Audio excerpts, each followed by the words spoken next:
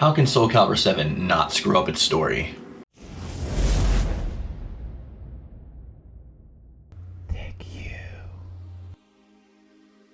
Hey, what's up guys? It is I, Mark Yoon, and today I'm bringing another hopefully exciting video. So what I want to talk to you about today is a little bit about narrative and narration and how we can tell good stories and create engaging characters that we actually want to get behind and not just pick the character with the coolest moveset. The character I'm going to be focusing on today is SCVI. There's been a lot of speculation about SCVI, coming from myself indeed as well. There is a couple chapters in the encyclopedia of the library of Soul Calibur 6 that actually discuss SCVI and talk about specifically different things about the character that, you know, his backstory in this universe, because being a new timeline, it's not exactly correlating the same way or transpiring the same way that the old timeline did. So characters have different backstories, they may even have different relationships, power sets, weapons. It's just like how it goes with new timelines. It's basically an excuse for a reboot. So what we have here specifically when we're talking about SCVI is the opportunity to have this person who in Soul Calibur 6 is 12 years old, remolded and reshaped and refit for this game. To fit the narrative, not just to fit the character. Now, I know a lot of people automatically off the jump are not going to like this idea. I'm completely okay with that. There's a lot of people who think that SCVI and Viola were like the only redeeming factors for Soul Calibur 5, and part of that is because of their unique movesets. Viola with the orb and the claw, and her telekinesis and psychic abilities, and SCVI with his like pseudo stand werewolf thing, right? So one of the things that 5 did incorrect when it comes to narrative is not explaining lore of its own universe. So you need to have every universe as a closed system, and what this means particularly is that you set boundaries and rules and guidelines for your own world, and then you stick to them and you explain everything as you go along the way. A good example of this would be Naruto, right? So if we're talking about the Sharingan or the Mangyaku Sharingan in Naruto, there's rules already baked into the universe for how these movesets and powers should work. Like you can get into opening other pocket dimensions and battling that way, and like having meteors crash from the sky, as long as it's explained within the universe. Now, if the Mangyaku Sharingan was used to do something that like it usually is never used for, like let's say creating somebody out of thin air, right, which is never done before, they'd have to explain that. They have to find a way to use the Mangyaku's power set to explain that away so that the people accept the explanation. The problem with Soul Calibur 5 was that it was written around esports, so 75% of the story was cut from what it was supposed to be. The director was fired after the sales came back for the first quarter. It is the lowest selling Soul Calibur game to date. And the reason, part of this reason is because of narrative, because a lot of people play different games for different reasons, and the vast majority of people play Soul Calibur 5 for the story and its characters, not just because of the fighting, right?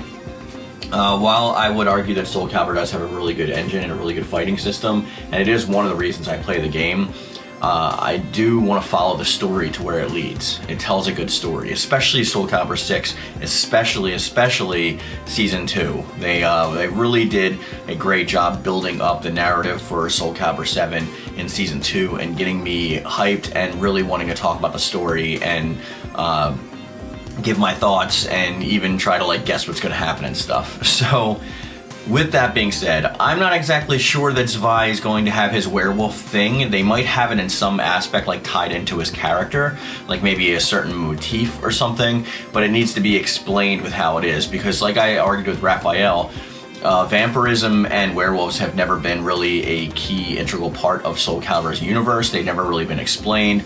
We have Maleficence and the Maleficence and how people are manifested, I just say how they say it in the library.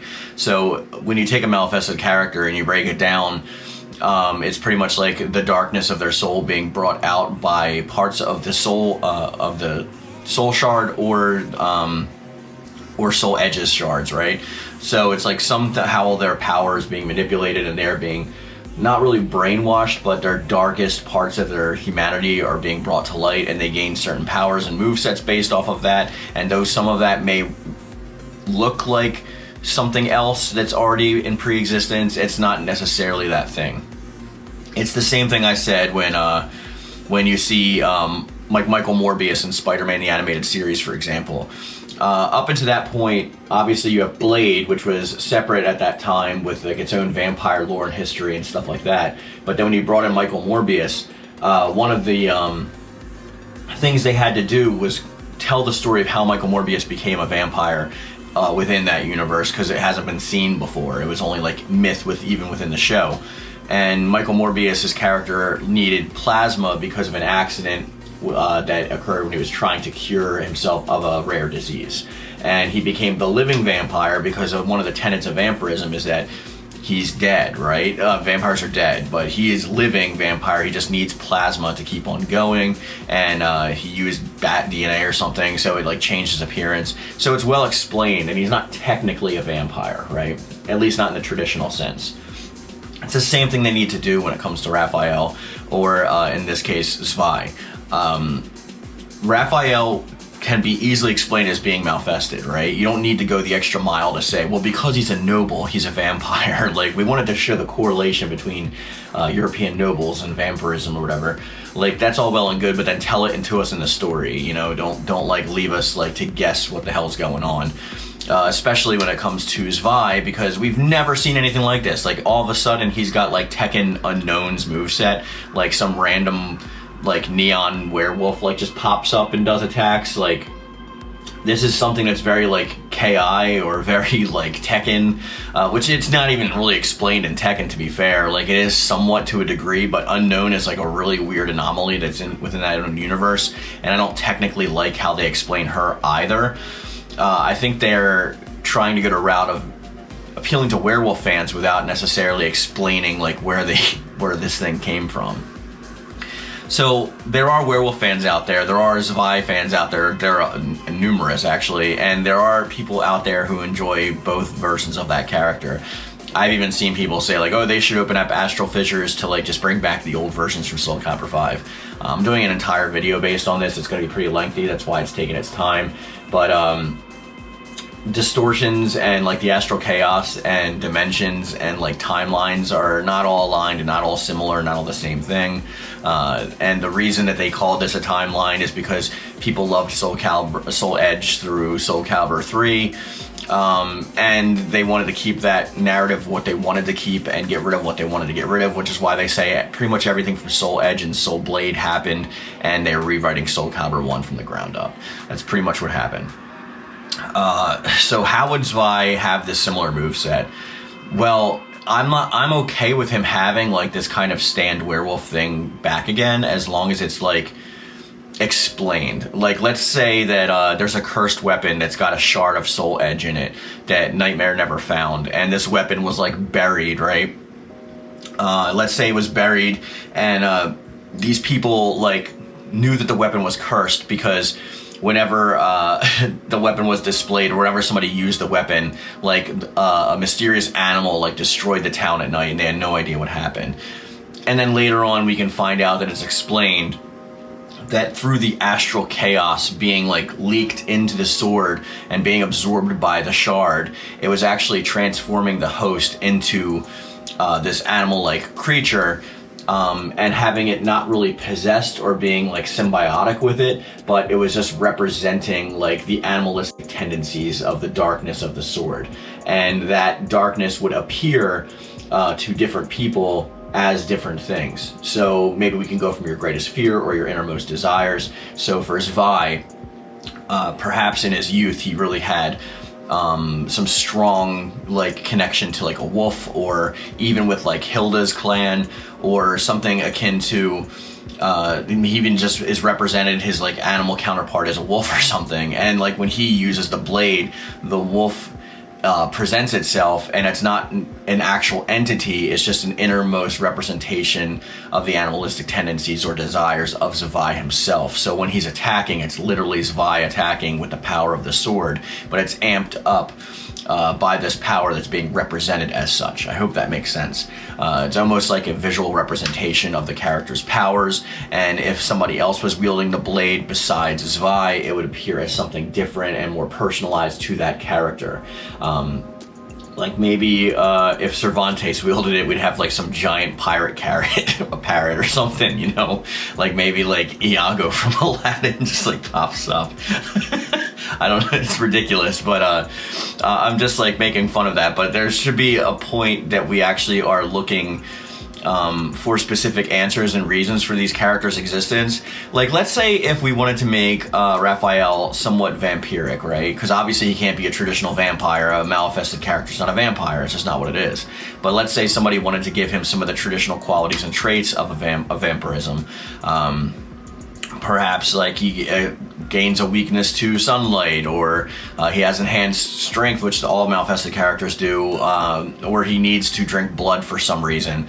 It shouldn't be that he drinks blood or that he's an actual vampire. It should be something more akin to the energies that he's wielding as a manifested. So it should be something like Raphael, since he's fighting an inner battle with himself, and the old Raphael is trying to conquer this like new vampiric version or manifested version, he constantly needs to seek energy from Soul Calibur to subsidize or sedate the energies of Soul Edge that's within him. So he needs to find characters who are wielders of Soul Calibur, like maybe Xianghua or Siegfried, or people who are imbued with Soul Calibur's energies, and he needs to drain them of that energy, siphon it off just to subdue the darkness that's within him, so he can still use the abilities of a manifested while still holding back, kind of like how Grow does. And we can feed this into Raphael by making it a soul charge transformation. I think this would be probably the best. And the same thing goes for Zwei. Instead of having the werewolf pop up, the wolf pop up in all of his moves, have it be his soul charge transformation and make it a little bit different. So like, let's say instead of like we have his normal fighting style, right? And then when you actually activate soul charge, he's engulfed like with almost an aura that's covers his entire body, that's shaped like a giant like direwolf or werewolf, and then his attacks are greatly like affected based on that. More like he is condensed within this dark energy, as opposed to just like popping up over his right shoulder like Iago in Aladdin. So I think that this would be like a lot better of a way to explain this within the characters specifically for this story, and it would make Soul Calibur 7 a lot more believable. And I don't want to say realistic because this is fantasy, but it'll tend to have us draw much closer into the story and the characters, being that it's a lot more believable within the story itself when we know where this stuff is coming from, right? Because like, what's next? Like, we're going to pull out like stuff that's never been in Soul Calibur, just pop it in. That's pretty much what 5 did. So it's like, oh look, here is Tommy. He's an orc. It's like, okay, but where did he come from? Because orcs have never existed. Oh, you know, he just popped out of the astral chaos. He just popped out of an astral fissure. That time travel and this like portal popping in and stuff needs to be very, very, very, very, very extremely limited, and it needs to be explained in its limited capacity. Because if you're just using it to like pull anything out of your butt that you want to, like, you're gonna sacrifice the story for like the nature of what you want the character of the game to be.